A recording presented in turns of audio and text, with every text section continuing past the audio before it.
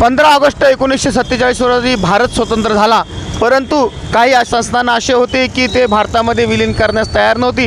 असंच एक संस्थान म्हणजे हैदराबादचं निजाम सरकार। हैदराबादचं निजाम संस्थान हे मराठवाड्यामध्ये विलीन होण्यास तयार नव्हतं। त्यानंतर सरदार वल्लभभाई पटेल यांनी 13 सप्टेंबर 1948 रोजी पोलो ऑपरेशन राबवलं आणि 5 दिवसांनी 17 सप्टेंबर 1948 रोजी हा निजाम भारत सरकारला शरण आला आणि त्यानंतर मराठवाडा मुक्ती संग्राम घडला आणि मराठवाड्याची जनता ही पारतंत्र्यातून मुक्त झाली। हे आहे स्वातंत्र्य सैनिक स्मारक।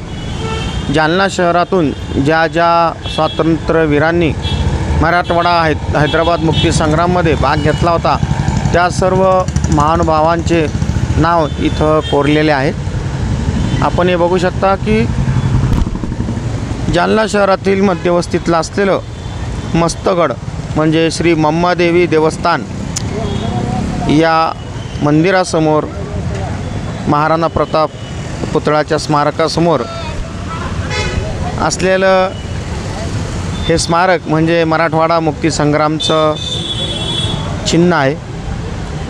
17 सप्टेंबर 1948 या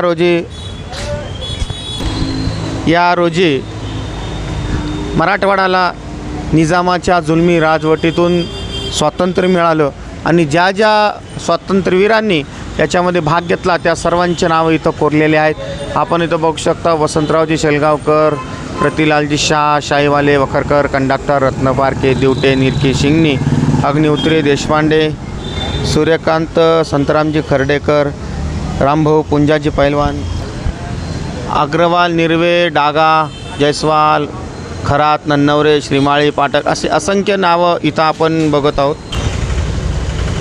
असे असंख्य नावं या स्मारकावर कोरलेले आहेत।